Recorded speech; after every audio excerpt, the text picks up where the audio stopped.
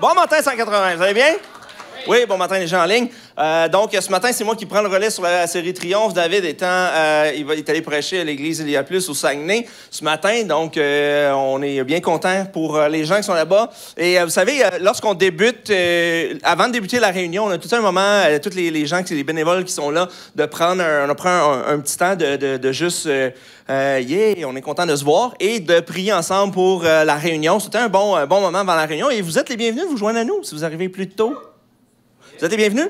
Mais là, c'est comme les gens qui disent « Ah, OK, David n'est pas là. » Puis là, je vois chanter l'insécurité de toutes les personnes qui étaient là. « Il est où David? Il est où? » Là, je vois l'angoisse, les sueurs froides.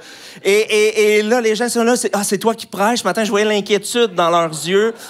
Et là, j'ai dit « Inquiétez-vous pas. » J'ai dit « Moi, je suis la roue de secours. » J'ai dit, c'est toujours important d'avoir une roue de secours dans sa voiture. Si vous ne savez pas ça, regardez. Habituellement, vous ouvrez le coffre, il y a comme un petit panneau, la roue est là. Si vous ne savez pas ça, ça se peut que vous soyez mal pris. Donc, bon matin avec la roue de secours ce matin. Non, c'est une blague. Alors, je suis bien content d'être avec vous ce matin. On poursuit la série avec le triomphe sur l'échec. Et j'aime bien cette série-là parce que, en fait, quand on regarde chacun, si vous avez pris le temps de regarder chacun des triomphes, des éléments de cette série-là, je pense qu'il n'y a pas personne qui peut dire « ça ne me concerne pas ». Tu sais, David a sorti ça comme très fort avec Triomphe sur la mort. Ça nous concerne tous, là, tu sais. Et ce matin, l'échec, ça nous concerne. Tu sais, je veux dire, il n'y a pas personne qui a jamais vécu un échec. Et malheureusement, la mauvaise nouvelle, j'ai plein de bonnes nouvelles ce matin, mais je commence avec la mauvaise nouvelle, c'est que vous, et je m'inclus, nous allons vivre d'autres échecs dans notre vie. Et tous les éléments de cette série-là traitent des fois, tu sais, il y a des séries, tu es comme, ça m'interpelle moins, c'est moins mon truc, ou je suis pas là dans ma vie, tu sais, mais là, c'est chacun de ces éléments-là, ça rejoint tout le monde, et c'est ce que j'aime beaucoup. Et donc, on va parler de l'échec ce matin, et l'échec, c'est relatif, en fait, parce qu'on va revirer ça de bord. C'est quoi la réussite? Parce que pour avoir un échec, il faut qu'il y ait une réussite à quelque part. Et on pourrait avoir, honnêtement, je pense que chacun d'entre nous, on pourrait avoir quand même une petite définition différente de c'est quoi la réussite pour nous. Tu sais, on n'a pas le temps de faire ça ce matin, mais on pourrait le faire, de dire, c'est quoi la réussite? Et peut-être que vous pouvez le faire chez vous cette semaine, de juste réfléchir à ça. Pour moi, c'est quoi la réussite dans ma vie? Et tu sais, lorsqu'on regarde les médias sociaux et toute la société en général, la société nous donne tellement un modèle de réussite. Hein? Si tu as réussi dans la vie, et si tu as réussi en affaires, si tu as réussi ta famille, si tu as réussi dans ton travail, voici le modèle, là, le type de maison que tu dois avoir, le type de voiture que tu dois conduire, le type de poste que tu dois avoir, le type de compte de banque que tu dois avoir, le type de chien que tu dois avoir. Et là, je ne retournerai pas sur les chats. La semaine passée, David a parlé des chats, il s'est mis dans l'eau chaude, puis... Je veux pas aller là ce matin, là, puis on pourrait continuer sur les perruches, c'est pire encore, mais bon. Et le type de truc que tu dois avoir dans la vie, le type de voyage que tu dois faire pour avoir du succès, pour réussir dans la vie. Et lorsqu'on n'atteint pas cela, ou lorsqu'on a ça, mais finalement on le perd, ça devient un échec. Et la question, c'est de voir qu'est-ce qu'on fait avec l'échec, et en fait, l'échec est très relatif. Parce qu'on va tous en vivre. Peut-être qu'avec vos parents, vous êtes un échec. Parce que vous n'avez pas atteint les objectifs qu'il y avait pour vous. Les standards. Des fois, j'entends ça, mais moi, mon fils, ma fille, il va être médecin. C'est parce que tout le monde ne peut pas être médecin.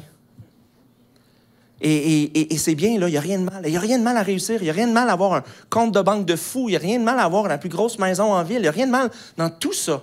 La question, c'est quoi mon rapport? Quel est mon rapport avec la réussite? Et qu'est-ce que vraiment la réussite pour vrai? Et on va voir dans la Bible à quel point Dieu a une perspective différente de la réussite. Et ça remet en perspective l'échec. Erwin McManus a dit « L'amour ne vient pas sans blessure et la foi ne vient pas sans échec. » Hey, j'aime ça. Parce que souvent, on entend, puis moi, c'est ça, quand j'ai commencé à marcher avec Dieu, j'ai commencé à aller à une église, c'est comme si je devais réussir dans tout. Je devais être bon dans tout. Je devais devenir le bon chrétien. Je devais devenir le meilleur citoyen. Je devais devenir, tu sais, après ça, si je rentre dans le ministère, le meilleur pasteur. Et là, c'est comme plein de pression, plein de trucs. Et c'est comme si l'espace d'échec n'existe pas. Ou s'il existe, c'est comme... Et là, on met le follow spot sur ceux qui ont failli. Voici ce que tu veux pas être dans ta vie. Et autant dans notre société qu'on voit on met un highlight sur voici c'est quoi tous les gens qui réussissent dans la vie, tu sais, les Céline Dion de ce monde. My heart will go on. Mais et tous les gens qui réussissent dans la vie, mais c'est fou à quel point, une fois que cette personne-là là, qu'on a vu, et on en a vu, on en connaît, on a la fâcheuse tendance de, une fois qu'on a mis le follow spot, pour dire cette personne-là est incroyable. Tu sais, je pense à un Tiger Woods qu'on a comme élevé sur une... Et à un moment donné, il y a un scandale qui est sorti. Oh, il est plus si le fun que ça, Tiger. Il est plus Woods que Tiger, là. Et là, on change de follow spot, puis on le met comme « C'est épouvantable, qu'est-ce qu'il a fait? Sa vie est un échec. » Et c'est comme si on fait remonter ça. Fait qu'après ça, pour nous, dans la vie, c'est comme « Hey, je peux pas aller là, là. Faut que je me tienne plus du bord de la réussite. Si je vais dans l'échec, c'est un échec et tout le monde va le voir. Et si tout le monde le voit, c'est épouvantable. Et ma foi ne peut pas être un échec. » Savez-vous, une des choses que j'aime particulièrement de la Bible, c'est que la Bible est un recueil d'échecs. Quand on regarde attentivement, c'est fou à quel point la Bible est un recueil d'échecs. Jusqu'au point culminant de Jésus à la croix qui nous fait triompher de tous nos échecs. C'est ça le point. C'est bon, hein? Merci pour la personne qui applaudit. Le but, c'était pas tout... Non, mais là, vous êtes en retard. La prochaine fois, par exemple, attendez pas qu'elle applaudisse. C'est comme, OK, oui, c'est le temps, c'est le temps. Et je cherche pas les applaudissements, by the way. On va aller... Ça risque d'être long, ce matin. Non, ça va être... OK. Dans Luc 22, les versets 24 à 27, et c'est là que la twist. Et quand moi, ce passage-là, je fais comme, oh, il y a beaucoup de monde dans la société qui devrait lire ça, parce que là, les paradigmes de réussite, et après ça, qui devient comme, OK, c'est quoi l'échec? On n'a plus le même, c'est quoi un échec et c'est quoi une réussite, selon Jésus. Luc 22, 24 à 27, ça dit, « Il y eut aussi une rivalité entre les disciples pour déterminer qui devait être considéré comme le plus grand parmi eux. Jésus leur dit, « Les rois des nations dominent sur les peuples, et ceux qui exercent le pouvoir se font appeler bienfaiteurs dans la société. » Jésus va continuer. « Que cela ne soit pas votre cas. Oh! Mais que le plus grand parmi vous soit comme le plus jeune, et celui qui commande comme celui qui sert. En effet, qui est le plus grand, celui qui est à table ou celui qui sert? N'est-ce pas celui qui est à table?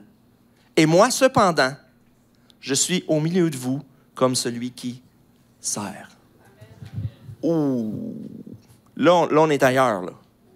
Là, on est ailleurs. Et malheureusement, dans nos vies, pas nécessairement parce qu'on le veut intentionnellement, mais on va se faire prendre. Si qu'on le veuille ou non, on se fait prendre par le jeu de « voici ce que je dois être ou ce que je dois faire pour réussir dans la vie. » Même si je suis croyant. Et dans ma foi. Et dans l'Église. Et peu importe. Mais ici, Jésus vient changer le paradigme. Et quand tu changes le paradigme de la réussite, le paradigme de l'échec change également. Celui qui... Moi, je suis venu... Et il nous a donné l'exemple. Il dit, moi, j'étais supposé être le gars qui était à table, là. Au fond, tu sais, est-ce que vous avez l'image, là, tu sais, la grande table, là? Tous les convives sont là, puis il y a la chaise des maîtres, là, avec les gros accoudoirs qu'on veut tous être assis. Les autres n'ont pas d'accoudoir, ils sont comme ça. Mais le gars qui est assis au bout, là, c'est un king de la place. Là. Tu le sais, tu arrives, puis tu dis, OK, lui, il y en a un au bout. C'est lui le parrain, là. C'est lui qui mène toute l'affaire. C'est lui qu'on lui doit tout notre respect. Et Jésus dit, moi, je ne suis pas le gars qui est à table. Je suis venu pour être celui qui vous sert. Il dit que ce ne soit pas comme les nations, comme on vous dicte c'est quoi la voie de la réussite. Parce que moi, je vous dis qu'une autre voie de réussite. Si vous voulez réussir, soyez celui qui sert. Pas nécessairement celui qu'on voit, pas celui qu'on acclame, pas celui qui fait le 7 jours, pas celui qui est influenceur, celui qui sert. Mark Manson a dit « Vouloir éviter la souffrance est une forme de souffrance. Vouloir éviter les problèmes est un problème. Nier les échecs est un échec. Et cacher ce qui est honteux est une forme de honte. » Nier les échecs est un échec. Et souvent, on va être bon là-dedans. Et en fait, lorsqu'on regarde, justement, tout à l'heure, j'ai dit que la Bible est un recueil d'échecs. Mais lorsqu'on regarde le recueil d'échecs, on voit chaque personne qui est, en fait, un être humain. Et souvent, on adule beaucoup les personnages bibliques. Mais on oublie souvent que c'est des êtres humains comme vous et moi, qui suivaient Dieu comme vous et moi. Ils ont vécu des expériences qui sont différentes à vous et moi. Il y avait une relation particulière comme vous et moi avec Dieu. Et ça, on oublie ça. Mais aucune de ces personnes-là est arrivée en pensant que son échec allait se retrouver dans un livre qui était le plus lu de toute l'humanité. Pensez un instant à vos échecs, à quel point vous aimeriez vous retrouver dans un livre comme celui-ci. Et aucune de ces personnes-là, quand ils ont vécu un échec, ont fait comme « Yes, voici, je vais vous donner ça comme exemple, l'humanité. » Non, ils ont fait comme « Il faudrait que je le cache. » Et il y a plein de... Moi, je pense juste il y a certaines situations dans la Bible où tout le monde a essayé de cacher. Adam et Ève ont essayé de cacher leur nudité. Abraham a même fait passer sa femme pour pas sa femme, pour sa cousine, pour qu'il puisse passer puis qu'il n'avait pas le courage de dire hey, « Je ne sais pas ce qui va nous arriver, mais je vais le dire. » Et non, ça ne me dérange pas si le roi couche avec ma femme. Voyons, chum, à quoi tu penses? Et c'est toutes des histoires comme ça, comme on va cacher notre échec, on va cacher notre honte. Mais ce qu'ils ne savaient pas, c'est que finalement, ils ne pourraient pas cacher bien longtemps parce qu'aujourd'hui, des milliers d'années plus tard, on lit encore leur échec. Et souvent, c'est ça, c'est que l'échec dans nos vies, on le voit comme quelque chose de négatif. Mais pour triompher de l'échec, il faut le voir comme un passage nécessaire. Et ça fait toute la différence. Dans 1 Roi, j'aime bien cette histoire-là d'Élie, le prophète Élie. Si vous ne connaissez pas l'histoire, Élie était ce prophète-là qui a fait pleuvoir quand il y avait de la sécheresse. Il a fait arrêter... Il y a une journée qui nous manque dans l'humanité parce que ce gars-là, il a prié pour que la journée s'arrête. Et il y a un paquet d'affaires qu'il a fait, qu'il a prié. Et donc, là, il y avait des prophètes de Baal qui disaient « Notre Dieu est meilleur que ton Dieu. » Et lui, il s'est pointé tout seul. Et là, il y avait cette multitude-là de prophètes qui faisaient des incantations, puis ils ont fait tout ce qu'ils pouvaient, et finalement, bang, il n'y a rien arrivé. Et Élie a même rajouté de l'eau sur l'autel, sur le sacrifice, et a simplement fait une prière, et le feu du ciel est descendu. Pas pour vous, moi, j'ai pas encore essayé cette prière-là, mais des fois, ça me tenterait, dans certaines situations. Je suis comme, Seigneur, tu l'as déjà fait, tu peux le refaire techniquement. Ça serait le bon temps. Et il l'a fait. Et là, tous les prophètes ont eu peur. Tout le monde fait comme, hey, voyons, ça n'a pas de bon sens. Et juste que la Jézabel, la chef de la gang, débarque puis elle dit, toi, si tu t'en vas pas de ma ville, là, si les chiens vont manger ta carcasse, vont te faire tuer. Et le gars, il vient de faire descendre le feu du ciel. Fait que techniquement, il peut reprier une deuxième fois, puis Jézabel, c'est plus Jézasandre qu'elle va devenir, là, tu sais. Tu sais. Je sais pas, moi, je sais pas, il me semble que j'aurais de la drive à ce moment-là. Je fais comme, hey, viens-t'en ici. Moi, je suis pas un gars qui se bat dans la vie. Je me suis jamais battu, même si j'étais un peu rock quand j'étais ado, je me suis jamais battu. Mais il y a quelques fois, dont une fois, je me souviens, j'avais les cheveux longs, puis des fois, j'avais ma petite baby face, fait que je passais des fois pour une fille. Et ouais, c'est ça, j'assume. Jusqu'à temps que j'aie un pinch mou, là, c'était comme louche un peu. Fait que, et je jouais au soccer, j'aimais beaucoup le sport, j'étais très sportif, et je jouais au soccer, je me souviens, on jouait à une école contre une école, puis là, on s'en va à l'autre école jouer, puis là, les gars, ils étaient comme arrogants, puis tout ça, puis là, c'était très tendu toute la partie, puis à la fin, c'était très tendu. Et là, il y en a qui commencent à m'écœurer, « T'es une fille! » non. Tu m'as montré que je suis pas une fille. Et là, je me suis approché jusqu'à la ligne du milieu, puis « Ouais, viens-t'en ici, viens-t'en! » Il n'est jamais venu. Fait que c'était la seule fois que j'ai failli me battre, imaginez-vous. Mais en même temps, je le regrette pas, parce que d'après moi, j'aurais mangé une volée. J'étais moins shapé que présentement. Imagine-toi, présentement, je ne suis pas shapé. Fait que ça te donne une idée. Mais il me semble que j'aurais eu le même guts que ce moment-là devant Jézabel. Je suis comme, ah, viens-t'en sur la ligne ici. Viens-t'en, Jézabel, je t'attends. Élie, pantoute, il a fait comme, ouh, OK, elle est sérieuse. As-tu vu le regard dans ses yeux? Ouf. Et il s'est poussé. Il a eu peur. Et là, on arrive à ce moment-là au point où, à travers tout ce que Élie a vu, que Dieu a fait à travers lui, il se ramasse dans un état dépressif de faire comme « je veux même plus vivre ». Et il se retrouve là, dans 1 Roi 19, les versets 13 à 18. Quand il l'entendit, Élie s'enveloppa le visage de son manteau, sortit et se tint à l'entrée de la grotte. Et on parle ici qu'il a entendu Dieu. Et voici qu'une voix lui fit entendre ces paroles. « Que fais-tu ici, Élie? » Il y répondit, « J'ai déployé tout mon zèle pour l'Éternel, le Dieu de l'univers. En effet, les Israélites ont abandonné ton alliance. Ils ont démoli tes autels. Ils ont tué tes prophètes par l'épée. Je suis resté moi seul, et ils cherchent à m'enlever la vie. » L'Éternel lui dit, « Vas-y, poursuis ton chemin dans le désert jusqu'à Damas. Une fois arrivé là-bas, tu consacreras par onction Hazaël comme roi de Syrie. Tu consacreras aussi par onction Jéhu, le petit-fils de Nimshi, comme roi d'Israël, et tu consacreras par onction Élisée, le fils de Shaphat, d'Abel Méola, comme prophète à ta place. Celui qui échappera à l'épée de Hazaël, Jéhu le fera mourir, et celui qui échappera à l'épée de Jéhu, Élisée le fera mourir. Mais je vais laisser en Israël 7000 hommes. Ce sont tous ceux qui n'ont pas plié les genoux devant Baal et dont la bouche ne l'a pas embrassé. » À ce moment-là, Élie, pour lui, est un échec.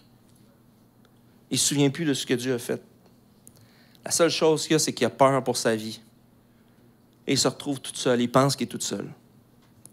Mais moi, ce qui me fascine dans ce passage-là, les choses qui me fascinent, c'est que la première chose, c'est que Dieu savait très bien où Élie était. Et la première chose qu'il a faite à Élie, c'est pas comme « Ah ouais, sors de ta grotte, il faut qu'on se parle. » Il dit « Qu'est-ce que tu fais ici? » Parce que tu n'es pas supposé être ici.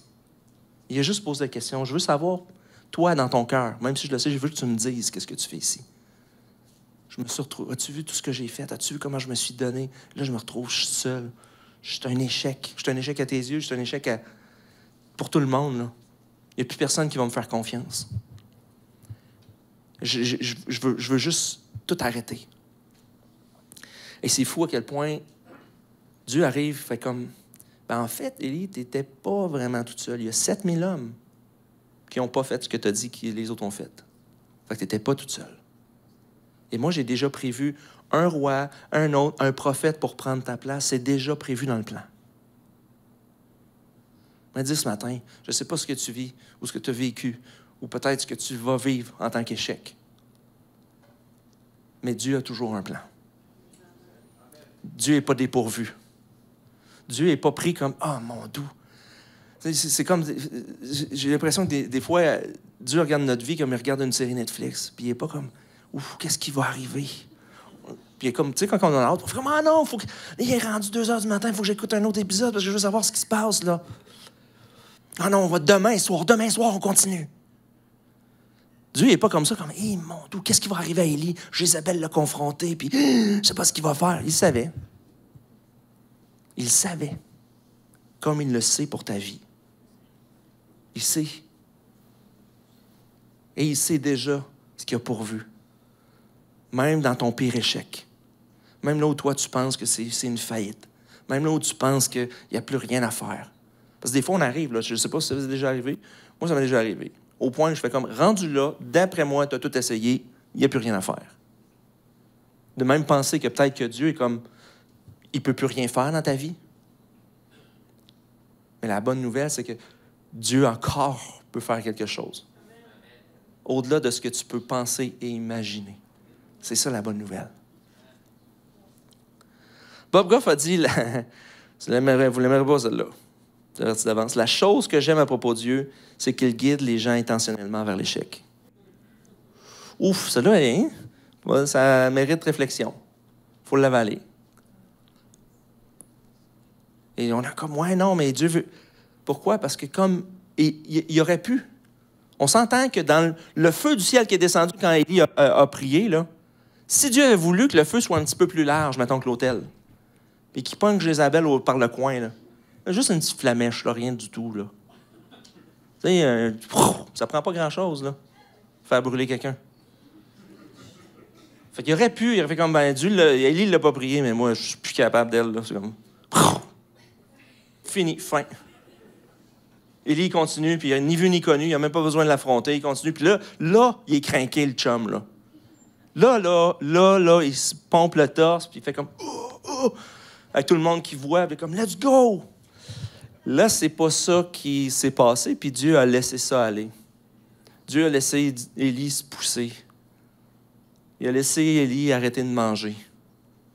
Il a laissé Élie dans le fond d'un rocher pour finalement venir le retrouver là. Parce que des fois, Dieu veut nous apprendre des choses à travers ce qu'on vit, puis on voudrait juste que, comme j'ai dit au début, on ne peut pas vivre une foi sans échec. Et c'est ce moment-là, des fois, où c'est le moment où Dieu veut faire l'œuvre la plus importante dans nos vies. C'est là où Dieu veut nous transformer. C'est là où Dieu veut nous apprendre qu'il est Dieu. Et que c'est lui qui peut tout faire dans nos vies. Qui a le contrôle. S'il est souverain. Et ça, on l'oublie souvent. Parce qu'on vit dans notre humanité et on vit nos problèmes du quotidien et on fait comme... Je ne suis pas sûr que Dieu est au courant de ça. Et on oublie que Dieu est souverain, est au-dessus de tout ça. Est au-dessus de tout ce qui se passe dans l'humanité. Et la beauté, c'est qu'il n'est pas juste concerné par ce qui se passe au Moyen-Orient ou de l'autre côté de l'Atlantique, juste pour certains types de personnes, juste pour les stars de ce monde. Mais la beauté, c'est que Dieu est concerné par toi, autant que par la personne qu'on peut juger comme la plus importante. Proverbe 15, 33, ça dit « La crainte de l'Éternel enseigne la sagesse et l'humilité précède la gloire. » Et pour triompher de l'échec, il faut arriver à ce point-là, justement, où peut-être on va vivre un échec, parce que le succès, selon Dieu, c'est l'humilité. Et c'est ce qui va nous faire triompher de l'échec. Parce que quand on arrive au point où tout ce qu'on a vécu est en train de brûler l'orgueil dans nos vies. Et ça, c'est quelque chose qu'on n'aime pas. On aime ça voir l'orgueil dans la vie des autres. Vrai? Ah, ce qui est orgueilleuse, elle. Lui, moi, je suis pas capable. Écoute, là, je suis pas capable. Il est orgueilleux, il se vante tout le temps, puis je suis pas capable. On peut-tu être honnête un 30 secondes ce matin? L'autre mauvaise nouvelle après ça, je pense que c'est tout pour les mauvaises nouvelles ce matin. On va continuer avec les bonnes, mais on est tous orgueilleux. Et même quand on pense qu'on ne l'est plus, on l'est encore. Ça, c'est pas super le fun à entendre. Et des fois, l'orgueil se cache derrière plein de trucs. Et même des fois, l'orgueil se cache derrière une apparence d'humilité. Ouais. Et des fois, Dieu va se servir de nos échecs. Pas pour nous humilier comme le dire, je vais t'humilier. Pas ça. Mais de dire, là, c'est le moment de réaliser que tu ne peux plus rien faire. Tu n'as pas le choix d'être humble. Laisse tomber ton orgueil. Sois vulnérable. Arrête de nier tes échecs. Arrête de paraître que tout va bien. Laissez paraître que tout va bien. Mais quand l'humilité est là, c'est tout ce qui fait la différence. Et c'est pour ça que Jésus s'est humilié à la croix lui-même. Il n'y a rien de plus vulnérable que plus humiliant que d'être cloué à une croix. Tu n'as rien fait. Il n'a rien fait. Il se fait cracher dessus, il se fait rire. Roi des Juifs, sauve-toi si t'es... Imaginez juste un instant. Il a été humilié pour nous, pour briser l'orgueil dans nos vies et pour reconnaître qu'on a besoin de lui. Wow! Ce serait quasiment le bon temps de faire un appel, mais je vais continuer. Lisa Lavida dit « Alors que je vieillis, j'apprends que la clé pour survivre n'est pas le positivisme, mais l'acceptation. Accepter que ce n'est pas chaque jour qui sera bon et joyeux. Tu vas avoir de mauvaises journées, tu vas faire des erreurs, tu vas faillir, tu vas gâcher. Tout ne tombera pas toujours en place et c'est correct. Et ça, c'est cet élément-là d'humilité, de reconnaître qu'aujourd'hui, c'est peut-être pas ma meilleure journée, mais que Dieu est toujours en contrôle malgré ça. Que c'est pas le temps d'abandonner, que c'est pas le temps de lâcher. Et à quelque part, d'embrasser nos échecs. Pour être victorieux, il faut être capable d'embrasser nos échecs et de voir qu'est-ce qui s'est produit pour ne pas le reproduire dans nos vies. Parce que la folie, c'est de reproduire tout le temps les mêmes choses. Cette citation-là est citée par plein de gens, puis il y a à chaque fois, je ne vois pas le même nom en dessous. Fait que, des fois, c'est Steve Jobs, parce qu'on aime bien que ce soit Steve Jobs. Et des fois, c'est Albert Einstein, parce qu'on dit ça repimpe un peu l'affaire. Tu sais. Si Albert Einstein a dit ça, fait que je ne sais pas c'est qui. Mais il y a quelqu'un qui a dit que de répéter toujours les mêmes choses en s'attendant à des résultats différents, c'est de la folie. Et souvent dans nos vies, malheureusement, on répète les mêmes choses. Et des fois, on se retrouve dans les mêmes erreurs. On a les mêmes échecs parce qu'on continue les mêmes patterns. Et c'est ce moment-là, dans l'échec, que Dieu veut nous parler le plus. Il veut dire, là, je veux te changer. Je veux changer ton cœur. Je veux renouveler ton intelligence. Je veux faire une œuvre différente dans ta vie. Je veux que tu sois une nouvelle personne. Et souvent, ça, on associe ça, on voit des textes dans le Corinthiens, puis on associe ça à juste le moment où on accepte Jésus. Hein? Quand on accepte Dieu, c'est là, je suis devenu une nouvelle créature. Mais ce qu'on ne réalise pas, c'est que ce processus-là, c'est pas une journée en soi, là. Comme fin. Ces passages-là ne me concernent plus. Non. Dieu veut continuer. Puis ça dit en plus, dans Corinthiens 3:17, il dit, je veux que tu sois transformé de gloire en gloire. C'est un processus. Et à travers les échecs, pour triompher des échecs, c'est laisser Dieu nous transformer de gloire en gloire. J'oserais dire, je vais continuer d'échec en échec. Ouf. Et ce texte-là, j'adore ce texte-là de Romains 8, les versets 28 à 39. C'est un long texte, on va passer à travers. Parce que ce texte-là nous démontre à quel point Dieu nous aime, mais à quel point Dieu est souverain et à quel point ça ne tient pas à nous. On ne peut pas rien faire pour ça. Du reste, nous savons que tout contribue au bien de ceux qui aiment Dieu, de ceux qui sont appelés conformément à son plan. En effet, ceux qu'il a connus d'avance, il les a aussi prédestinés à devenir conformes à l'image de son Fils, afin que celui-ci soit le premier-né d'un grand nombre de frères. Juste ici, là. Le premier-né d'un grand nombre de frères, et j'ajouterais de sœurs, ici, c'est grand, là. Jésus nous appelle ses frères et ses sœurs. Vous réfléchirez à ça cette semaine, là. Je ne l'avais pas bien pogné présentement. Je pense que vous n'avez pas réalisé. C'est pas grave. Des choses qui arrivent. Ça m'arrive souvent. Ceux qu'il a prédestinés, les a aussi appelés. Ceux qui les a appelés, il les a aussi déclarés justes. Ceux qu'il a déclarés justes, il leur a aussi accordé quoi? La gloire. Que dirons-nous donc de plus? Déjà là, on n'a rien à ajouter. Mais Paul va continuer. Si Dieu est pour nous, qui sera contre nous? Ça finit pas. Ça continue. Je le dis, il y a plein de bonnes nouvelles ce matin. Lui qui n'a pas épargné son propre Fils, mais l'a donné pour nous tous, comment ne nous accorderait-il pas aussi tout avec lui? Qui accusera ceux que Dieu a choisis? C'est Dieu qui les déclare justes. Encore une fois, 2 fois. Paul nous rappelle qu'il nous déclare justes, pas parce qu'on est bon, pas parce qu'on est beau, pas parce que j'ai les yeux verts, parce que Jésus l'a fait à la croix. Qui les condamnera? Jésus-Christ est mort, bien plus, il est ressuscité, il est à la droite de Dieu et il intercède pour nous.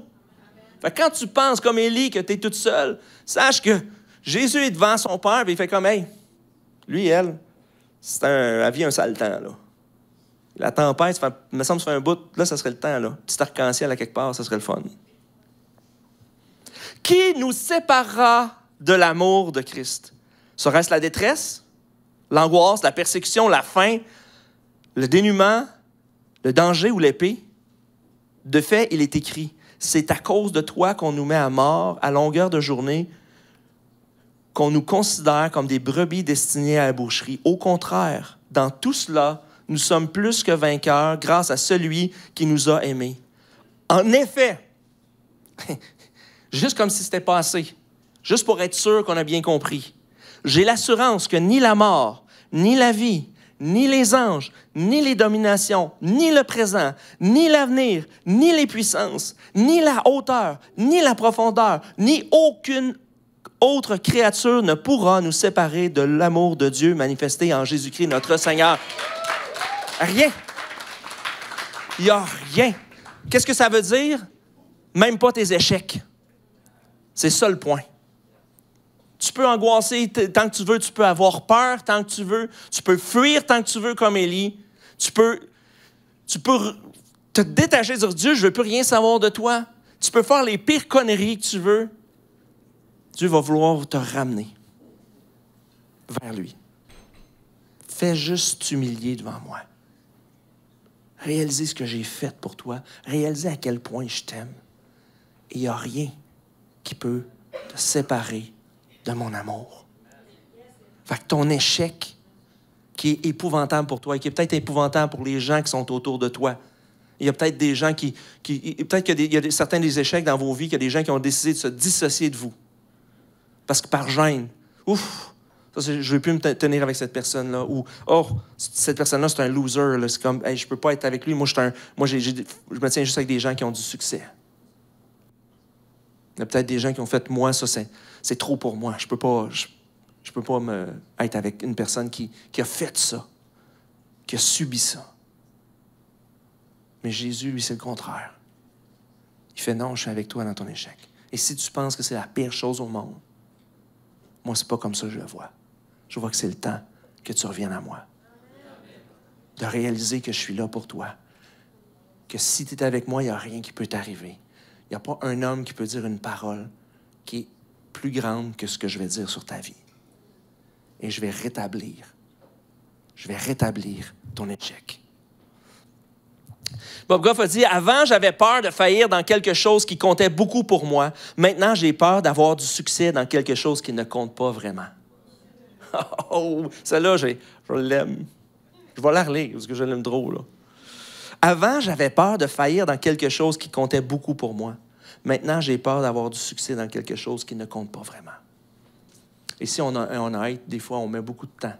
Et on espère avoir du succès dans beaucoup de choses qui sont éphémères, qui vont rester sur cette terre, qui ne partiront pas avec nous. Mais c'est là où le succès de Dieu n'est pas le même que le succès de la société. Et moi, aujourd'hui, ma vie était un échec dans les 3 dernières années, mais un échec monumental, au point où je me suis retrouvé comme Élie. Au point où je pensais que même Dieu m'avait détourné le regard, il fait comme, OK, c'est assez, là. Et finalement, non. Je suis ici. Fait que c'est pas si pire que ça. Au moins, je suis une roue de secours maintenant.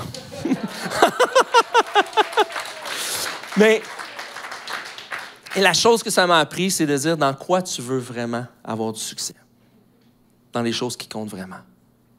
Dans la vie des gens. Et tout ce que la société me propose, tout ce que même des fois l'Église va me proposer qui n'est pas vraiment ce que Dieu propose, j'ai pas le goût de ça. J'ai pas le goût de ce succès-là. J'ai le goût d'un succès que personne ne va voir. J'ai pas le goût d'être assis à table, j'ai le goût de servir. J'ai le goût de m'humilier volontairement quand je me rends compte que oui, j'ai encore de l'orgueil. Je pensais qu'on avait fait le tour, là. Après ces 3 années-là, je pensais qu'il n'en restait plus vraiment. Des fois, je me rends compte que, ouf, ça refait surface de temps en temps. Il y a comme une petite pousse. C'est comme les fleurs qui poussent à travers le béton. Tu fais comme, ça se peut pas. L'orgueil, c'est comme ça. Tu fais comme, ah non, puis c'est pas une fleur, là. C'est comme une mauvaise herbe, là, tu sais. Puis là, c'est comme, ouais. Mais j'ai le goût que Jésus continue à faire son œuvre de transformation dans ma vie. Je vais inviter les musiciens à s'approcher. Dernier passage dans Luc 23, les versets 36 à 38. Je pense que ça va sceller tout ça. On va réaliser à quel point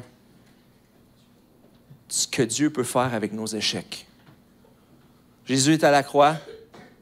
Il y a deux brigands Jésus est cloué injustement. Mais les deux gars qui sont là, on ne sait pas exactement leur histoire, mais il faut que tu en aies fait une tasse là, pour te ramasser là. Moi, dans ma vie, j'ai volé une fois. J'étais kid. Puis, tu sais, à un moment donné, tu veux te prouver, tu es un gars comme t'es avec des chums.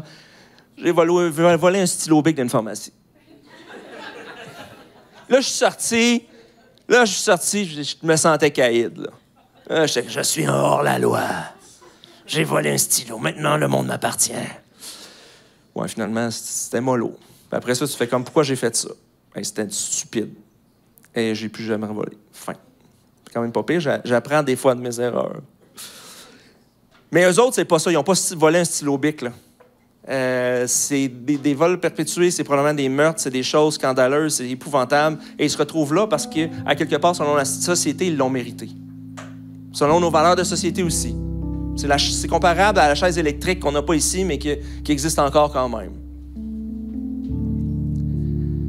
Et dans Luc 23, 36 à 38, ça dit « Les soldats aussi se moquaient de lui en parlant de Jésus.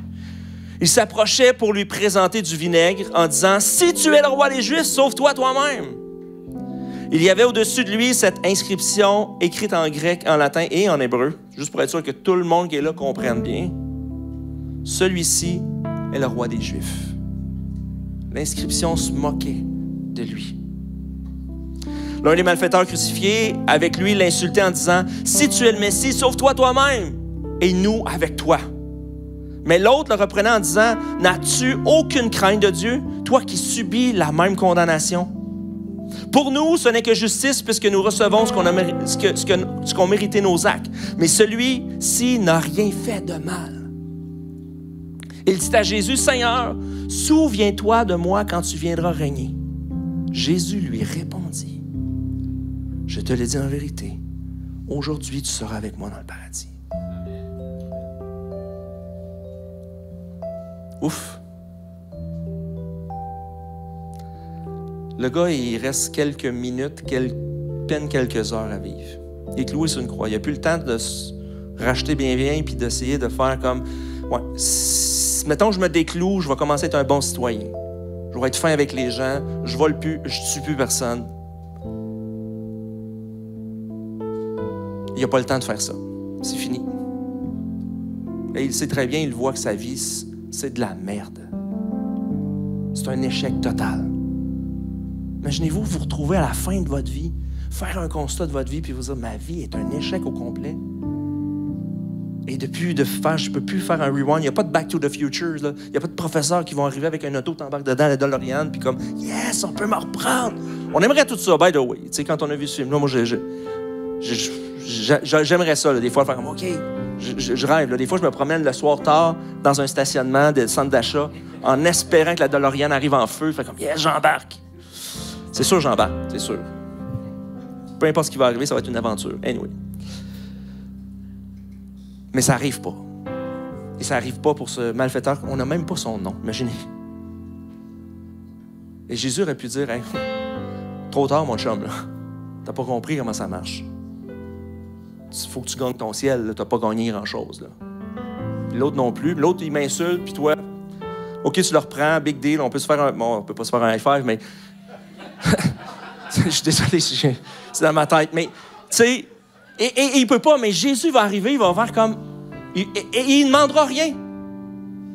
Il ne demandera pas la classique prière de repentance. Connais-tu la route de Romain? C'est quoi ton verset préféré? C'est quand la dernière fois que tu as prié? Il va te dire, avec moi, aujourd'hui, tu vas être dans le paradis. Ça, c'est le Jésus que je sers. Et pas un autre. C'est lui. À la dernière minute, il peut tout changer. Ça veut pas dire que ça te valide à faire ta vie d'un échec. De toute façon, tu vas le regretter. Moi, je veux pas faire ma vie d'un échec, là, on s'entend. Mais j'ai juste le goût de voir qu'est-ce que Dieu peut faire à travers mes échecs. Ce mot-là, rédemption, pour moi, a pris tout un nouveau sens. Pas juste le fait de « un jour, je vais être au ciel, puis Jésus m'a pardonné de mes péchés. » Fin. J'aime les synonymes, c'est rachat, réhabilitation. Et c'est ce que Jésus peut faire à travers ton échec. C'est ce qu'il a fait avec Élie. C'est ce qu'il a fait avec Abraham. C'est ce qu'il a fait avec Néhémeth. À travers la Bible, il a racheté des gens. Il leur a redonné une nouvelle chance. Il a pris leurs échecs et les a transformés en gloire. Parce qu'il est le Dieu de la rédemption. Pas juste pour l'éternité, mais pour l'humanité aussi. Et c'est ce qu'il veut faire et peut faire pour toi. Je termine avec cette citation. Sans aucun de vos accomplissements, de votre identité, de vos réalisations ou même de vos échecs, vous êtes suffisant pour être aimé par vous-même et par Dieu. Vous êtes suffisant. C'est pas ce que tu peux apporter à Dieu. C'est ce que Jésus a fait pour toi à la croix qui fait toute la différence. Et humblement, tu as juste à te courber et faire comme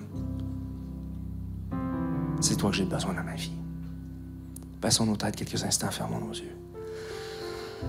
Seigneur, merci parce qu'à la croix, tu nous donnes le triomphe sur nos échecs. Et même lorsque nos échecs, on pense que sont insurmontables, toi, tu es le Dieu de la rédemption, le Dieu du rachat, le Dieu de la réhabilitation, le Dieu qui peut faire encore infiniment au-delà de ce qu'on peut penser, imaginer, même lorsqu'on se retrouve comme Élie, pensant que tout est terminé. Merci, Jésus, parce que tu es le plus extraordinaire. Merci, Seigneur, de nous transformer nos cœurs, nos vies, qu'on puisse s'humilier devant toi parce que c'est ça le succès. Et d'apprendre, Seigneur, une nouvelle mesure de succès dans nos vies et d'apprendre de nos échecs et d'être capable d'être vulnérable et transparent devant toi, malgré ce que les gens peuvent dire ou penser. Parce que l'important, c'est ce que toi tu dis et tu penses. Et c'est ce que Romains 8 nous dit. Rien ne peut me séparer de ton amour. Amen.